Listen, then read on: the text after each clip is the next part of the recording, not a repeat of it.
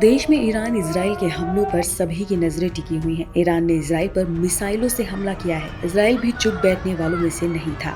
Israel ने भी Iran को करारा जवाब दिया। इससे आशंका है कि इजराइल कहीं फिर हमले न कर दे और फिर बड़ी जंग छिड़ जाए। इस बीच लेबनान में हिजबुल्ला और इजराइल के बीच जंग जारी है। इजरायली जेट फाइटर्स ने टारगेट स्ट्राइक की है। बेरूत के आसपास हिजबुल्ला के ठिकानों पर हमले करने की खबर है। बताया जा रहा है कि हिजबुल्ला को इन हमलों से बड़ा नुकसान हुआ है। इन हमलों की तस्वीरें भी सामने आई हैं।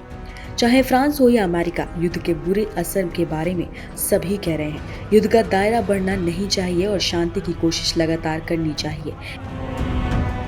मीडिया रिपोर्ट में बताया गया है कि ईरान की तरफ से इजराइल पर किए गए मिसाइल हमले के जवाब में आईडीएफ ईरान पर खतरनाक हमले की तैयारी कर रही है। इसके लिए मौजूदा समय में आईडीएफ अपने लक्ष्य को चुन रही है। रिपोर्ट में बताया गया कि इजरायली अधिकारी अपने पश्चिमी सहयोगियों से हमले में भाग लेने की उम्मीद कर रहे हैं। ऐसा तब हुआ है जब क्षेत्र में अमेरिकी सेना के प्रमुख जनरल माइकल कुरीला के आज ऑपरेशन पर चर्चा के लिए इजराइल पहुंचने की उम्मीद है।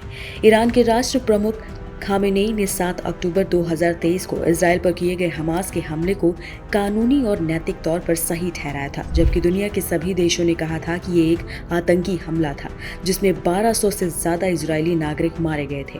200 से ज्यादा लोगों को बंधक बना लिया गया था। उनमें से कई की हत्या भी कर दी गई थी।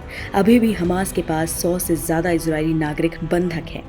ईरान इजराइल पर किए गए हमले को अपना जवाब बता रहा है। खामेनेई ने अरब देशों को साथ मिलकर आगे आने को कहा है। उनका कहना है कि मुस्लिम वर्ल्ड का एक ही दुश्मन है। ये इशारा उनका अमेरिका की तरफ है। पिछले हफ्ते ईरान ने इजराइल पर कई हमले किए थे। आशंका है कि इजराइल इन हमलों का जवाब देगा। वो किस तरह से जवाब देगा यह अभी साफ नहीं है। इस बारे में इजराइल अमेरिका से चर्चा करेगा। अमेरिका उसका रणनीतिक सहयोगी है।